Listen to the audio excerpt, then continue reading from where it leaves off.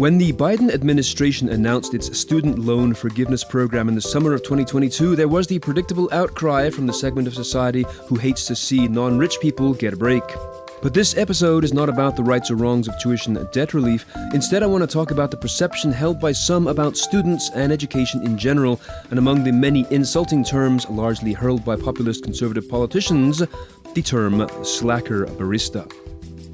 Hello and welcome to Cool Time Life. I'm Steve Prentice.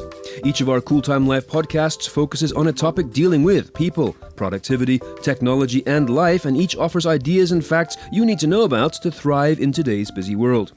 An index of our podcasts and video podcast is available at steveprentice.com under the podcast link. As for slacker barista, I have heard this kind of terminology before in other versions, most famously as the McJob. In all of these cases, there's an assumption that the people who work in fast food service are essentially unemployable and don't really want to do anything with their lives. It is true, perhaps, that most people don't want to work on the front lines of fast food restaurants for their entire life, but the fact is, most do not do that. They move on to other things.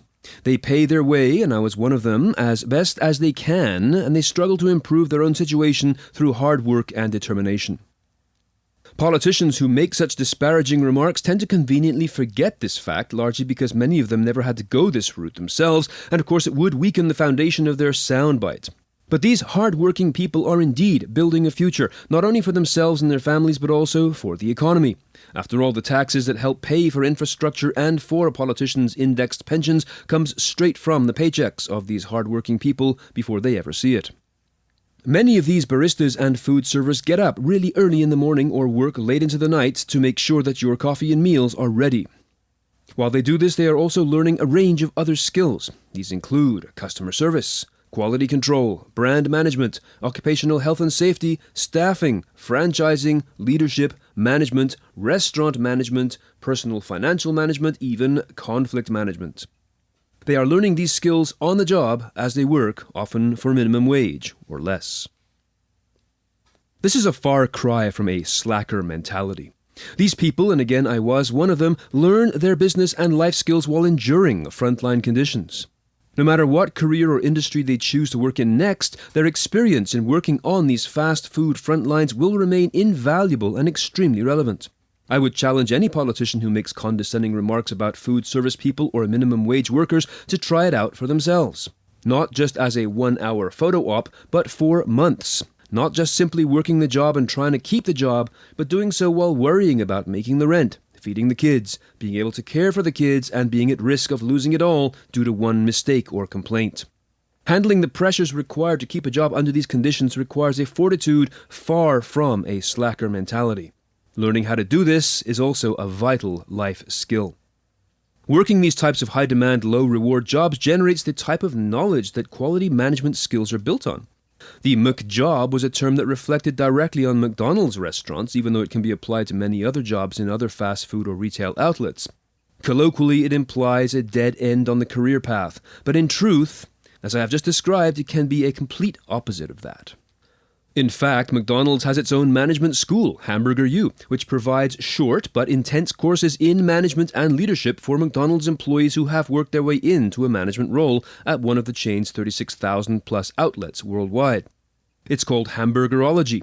Attendees obtain a degree upon graduating from the course at one of the 5 campuses worldwide, and they are very highly regarded in other areas of business. This is no mere novelty. It's a certification of real skills obtained in higher learning environments paired with years of real experience. The degree does not simply have value within the McDonald's community, but in my mind is on par with other business degrees in terms of relevance. Those who dismiss McDonald's as a mere fast food outlet are forgetting that it is also one of the biggest commercial landlords in the world, one of the biggest toy distributors in the world, and of course has enormous influence in agriculture, packaging, logistics, supply chain, and human resources, having more than 1.7 million employees worldwide. That person who serves you your coffee through the window of your drive-thru is no more likely to be a slacker than in any other profession, including politics. Whether they are taking the first steps along the path of their career or taking on the honorable role of providing for their family, these are people who deserve far more respect from wealthy politicians who deride them in the name of a soundbite.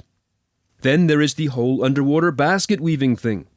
The next thing that is so often picked on by those in positions of privilege is education, especially the type that does not seem to have a direct focus on a particular career like law school or med school does.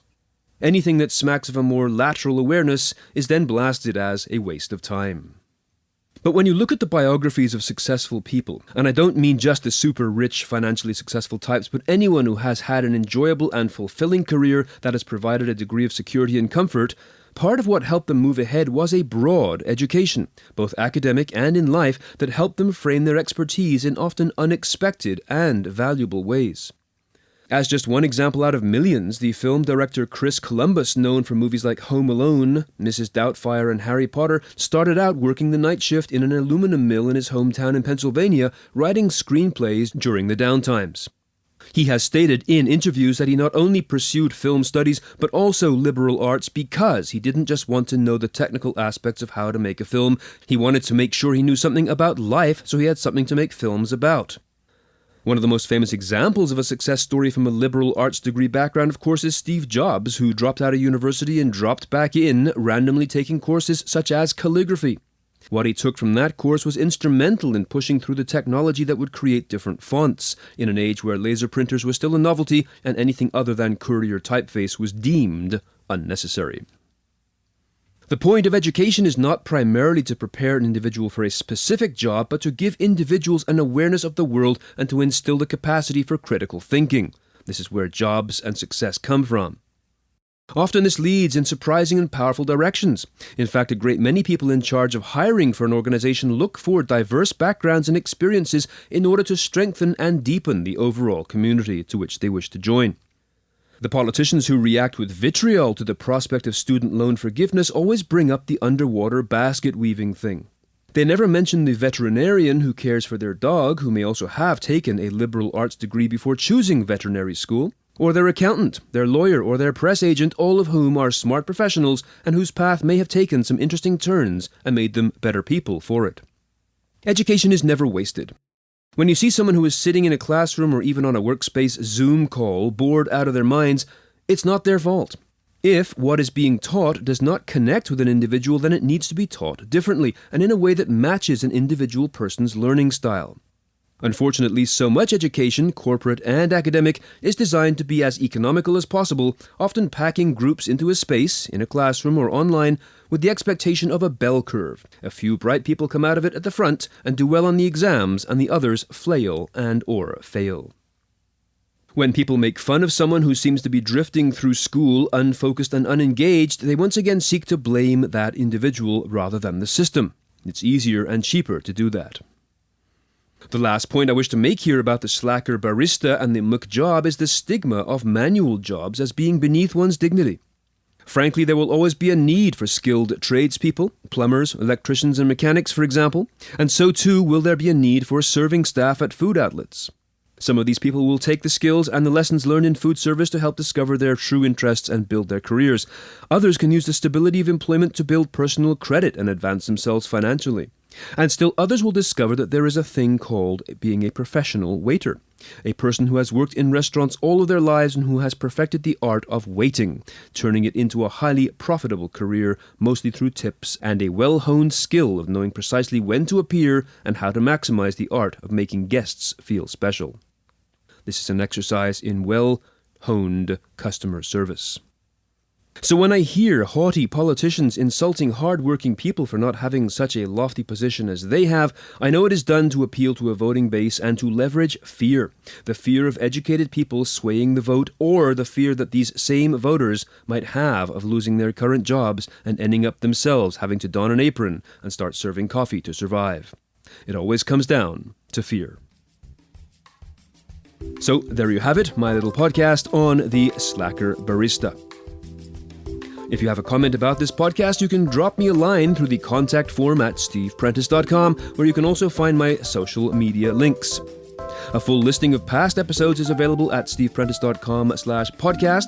I try to keep the episodes evergreen so that the concepts do not get dated too quickly, so you can check them out and download whatever feels good.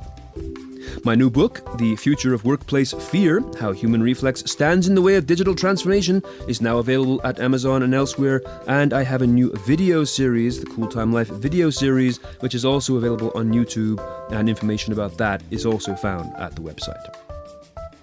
Until next time, I'm Steve Prentice. Stay safe, and thanks for listening.